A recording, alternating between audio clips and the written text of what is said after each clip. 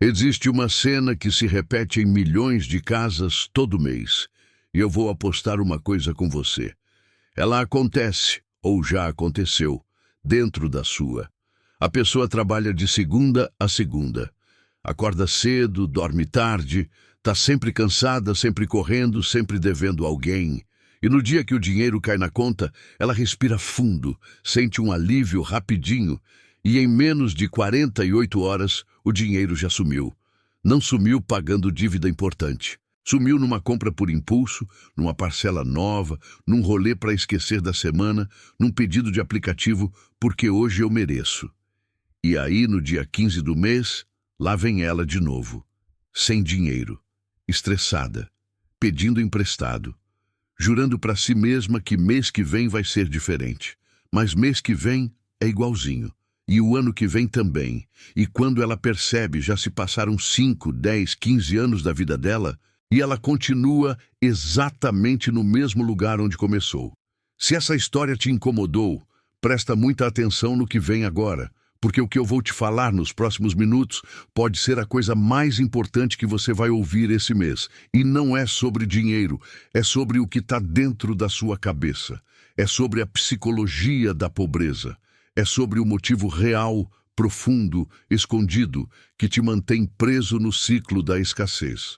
Senta, respira e vem comigo, porque essa conversa é diferente.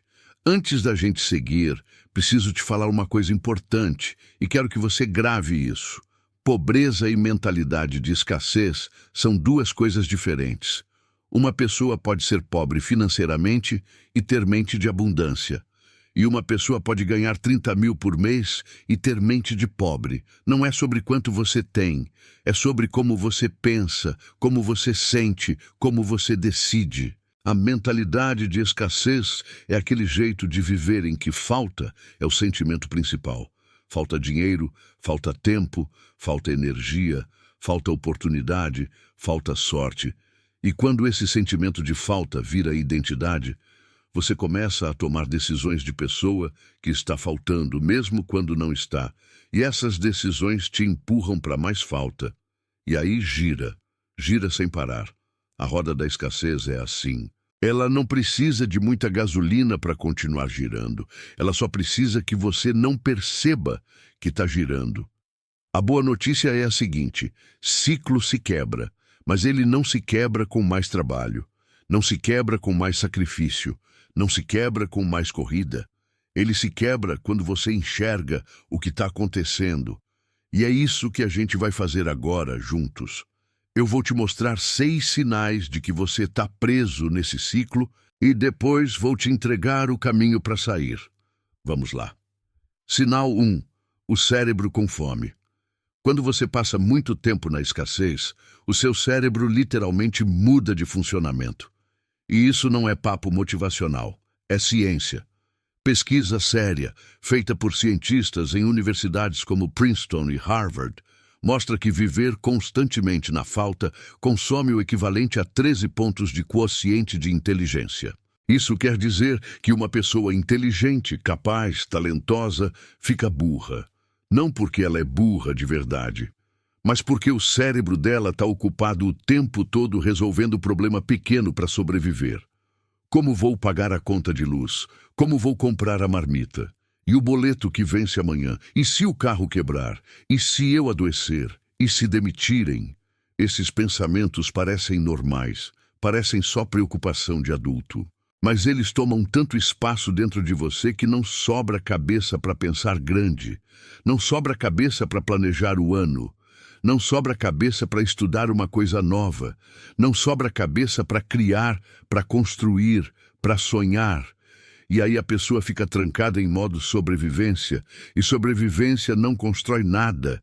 Sobrevivência só te mantém vivo, esperando o próximo problema chegar. Sinal 2. A explosão da abundância. Esse aqui é doloroso de ouvir, mas é importante. Quem cresceu na escassez não sabe lidar com o pouco de fartura quando ele aparece. Caiu uma grana extra? Compra. Recebeu o 13º? Gasta. Vendeu uma coisa? Já tem destino antes de cair na conta.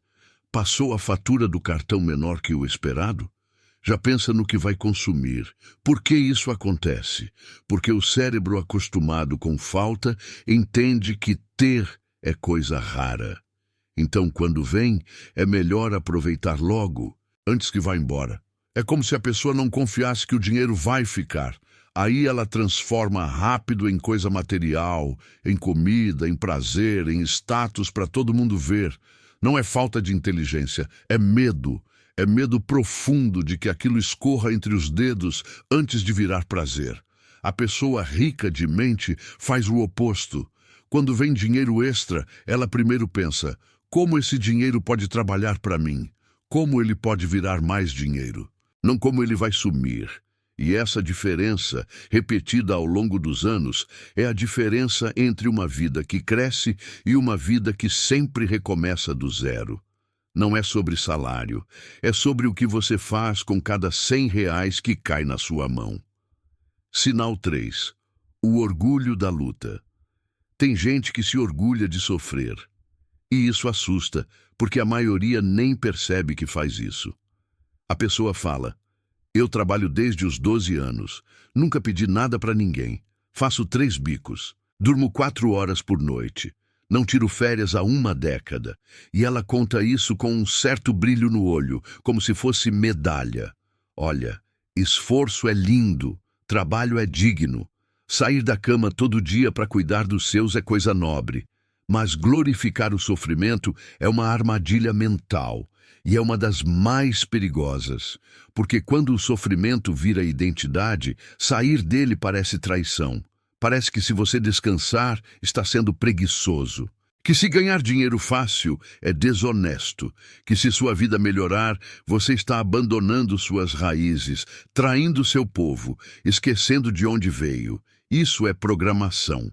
Programação que vem da família, da igreja, da escola, da novela, do bairro. E ela diz: baixinho todo dia, gente boa sofre, gente honesta passa aperto, quem é rico é safado, pobre é puro de coração. Não tem nada nobre em passar fome quando você poderia comer.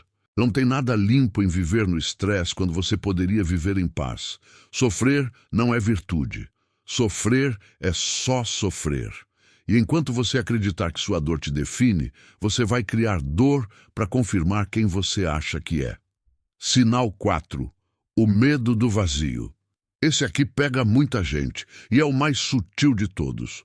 Quando você vive em correria o tempo todo com 1000 problemas, 1000 fogos para apagar, sua cabeça se acostuma com aquele caos. E sabe o que é estranho? A pessoa começa a ter medo do silêncio. Medo da paz, medo de uma vida sem urgência, medo de chegar em casa e não ter nenhum problema urgente para resolver. Por que isso acontece? Porque a urgência, o aperto, o desespero, eles te dão uma sensação de estar vivo, de estar fazendo alguma coisa, de ter uma missão clara. Quando o aperto some, vem aquele vazio, aquela pergunta incômoda: e agora? O que eu faço da minha vida? Quem eu sou sem o problema? E essa pergunta é assustadora, porque ela te obriga a olhar para você de verdade, sem desculpa, sem o problema do mês, sem a próxima conta para pagar. Muita gente prefere voltar para a escassez, para o caos conhecido, do que enfrentar essa pergunta. Por isso, o sabotamento. Se você se sabotou cada vez que sua vida começou a melhorar, se você achou um jeito de gastar tudo, brigar com gente importante, perder oportunidade boa bem na hora que ela chegou, talvez não seja azar. Talvez seja seu cérebro voltando para a zona conhecida, para a escassez familiar. Porque para o seu cérebro, o conhecido, mesmo que ruim, é mais seguro do que o desconhecido, mesmo que melhor. E entender isso muda tudo. Sinal 5. A inveja disfarçada de crítica. Repara como a gente fala dos outros. Olha, aquele lá comprou carro novo, deve estar enrolado. Aquela ali está viajando direto, deve ser golpista. Como é que aquele sujeito tem dinheiro? Algo errado tem. Aquela amiga abriu negócio, tomara que não dê certo, e a gente fala isso rindo, fingindo que é brincadeira, mas o coração está apertado. Quando a gente cresce em ambiente de escassez, ver alguém prosperando dói. Dói porque mostra que era possível. E em vez de aprender com essa pessoa, a gente julga ela. A gente cria uma história ruim para ela. A gente diminui ela. Sabe por quê? Porque se ela conseguiu sendo gente boa, sendo honesta, sendo trabalhadora, então o problema talvez seja a gente. E isso é difícil de aceitar. É mais fácil dizer que ela é safada do que olhar no espelho e perguntar onde a gente errou. Mas tem um detalhe cruel nessa história, e quero que você preste atenção. O que você critica nos outros, você não permite para você mesmo. Se você acha que rico é safado, seu cérebro nunca vai te deixar virar rico, porque ele não quer que você seja safado. Sua mente te protege da pessoa que você diz que despreza. Por isso, presta atenção no que você fala dos outros, porque é exatamente isso que você está dizendo, em silêncio, para você mesmo. E é isso que está decidindo o seu futuro. Sinal 6, a bilheteria do desespero. A pessoa em escassez busca solução mágica, loteria, aposta esportiva, tigrinho, pirâmide, promessa de enriquecer rápido, curso milagroso, esquema do amigo, cripto que vai explodir, negócio que vai virar a chave. Por quê? Porque quando você está afogando, qualquer galho parece esperança, qualquer luz parece saída. Mas presta atenção. E isso aqui pode te poupar muita lágrima. Solução mágica raramente vem. E quando vem, geralmente vai embora rápido. Tem estudo, e você pode pesquisar, mostrando que a maioria das pessoas que ganha na loteria volta para a mesma situação financeira de antes em alguns anos. Por que isso? Porque dinheiro grande na mão de mente pequena vira dinheiro pequeno em pouco tempo. Se você ganhasse na loteria amanhã, com a cabeça que você tem hoje, em 2 anos você estaria na mesma situação de hoje, ou pior, com a vergonha de ter perdido tudo. A construção de uma vida boa é lenta, é chata às vezes, é repetitiva, é feita de pequenas decisões certas todo dia durante muitos anos. Não tem atalho, não tem mágica, e quem te promete o contrário geralmente quer o seu pouco dinheiro para encher a conta dele. A escassez te faz acreditar em milagre porque te faz desacreditar em processo.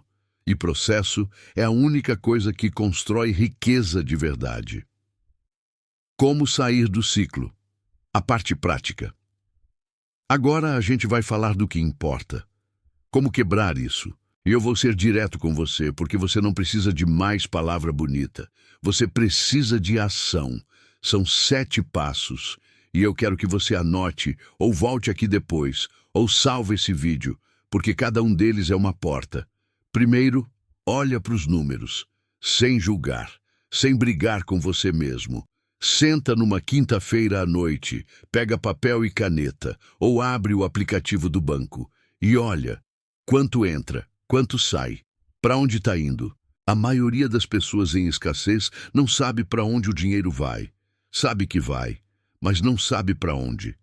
E você não pode controlar o que você não enxerga. Encarar a verdade dói, mas é o primeiro passo.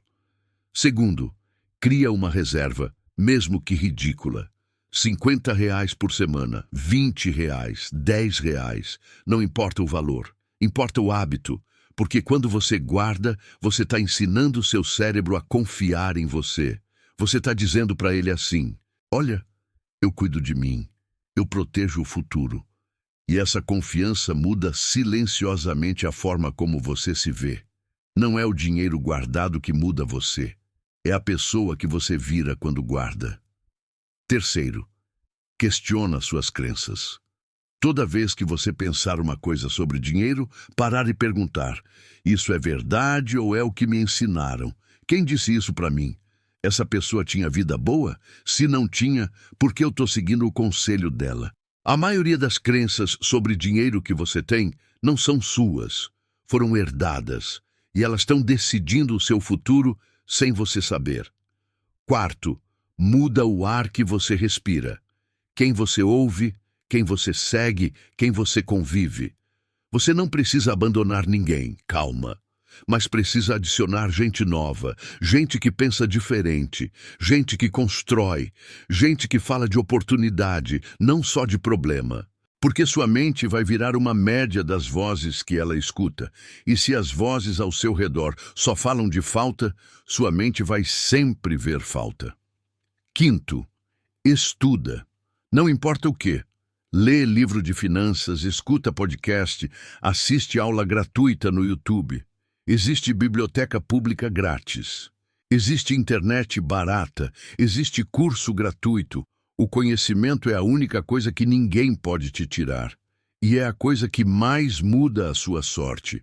Porque a chamada sorte, na maioria das vezes, é só preparação encontrando oportunidade. A oportunidade vai bater na sua porta. A pergunta é, você vai estar pronto quando ela bater? Sexto, planeja, mesmo pequeno. Não precisa ser plano de 5 anos. Pode ser plano de 5 semanas. O importante é deixar de viver só apagando incêndio e começar a construir alguma coisa, por menor que seja. Plano transforma reação em direção. E direção, mesmo lenta, sempre vai te levar mais longe do que correria sem rumo. Sétimo, e talvez o mais importante de todos, se trata bem. Para de se chamar de burro, para de se chamar de fracassado, para de se comparar. Você está no meio de uma jornada, e jornada tem fase. Como você fala com você é como você decide com você. Se você se trata como gente boa, você toma decisão de gente boa. Se você se trata como lixo, você toma decisão de lixo. Simples assim. A voz dentro da sua cabeça é a voz que constrói ou destrói sua vida. E essa voz você pode trocar.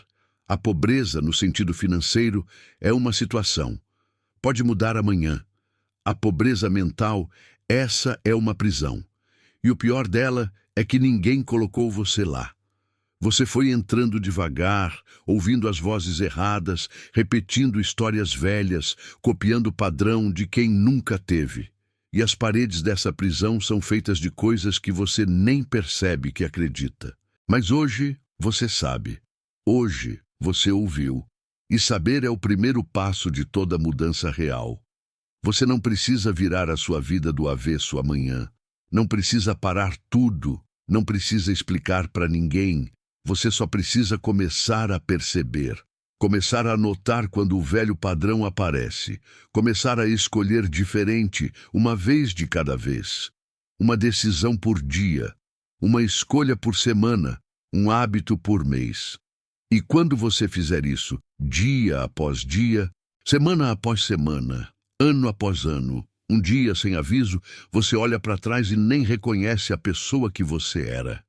Porque você quebrou o ciclo, não pelo dinheiro que entrou na sua conta, mas pela forma que você passou a pensar sobre dinheiro, sobre você, sobre a vida, sobre o que é possível. Sua família te agradece. Seus filhos, ou os filhos que ainda virão, te agradecem. E você, lá na frente, vai se agradecer também, por ter tido coragem de olhar de frente para essa verdade. A escassez não é seu destino, é só um padrão. E padrão se quebra quando você enxerga. E hoje você enxergou. Agora a responsabilidade é sua. E é também o seu poder. Agora me conta aqui nos comentários. Qual desses 6 sinais bateu mais forte em você? O cérebro com fome? A explosão da abundância? O orgulho da luta? O medo do vazio? A inveja disfarçada? Ou a bilheteria do desespero? Escreve aí o número, ou se quiser conta sua história sem vergonha, porque eu leio cada comentário e a sua resposta pode ser exatamente o que outra pessoa precisa ler hoje para criar coragem de mudar. Compartilha esse vídeo com aquela pessoa que você sabe que está presa nesse ciclo, porque essa mensagem pode mudar a vida dela, igual pode mudar a sua. Salva para rever quando a velha voz voltar a falar mais alto na sua cabeça. E me segue, porque a próxima conversa é sobre os 3 hábitos diários de quem saiu da escassez de verdade, e você não vai querer perder. A liberdade financeira começa na cabeça, e sua cabeça mudou hoje.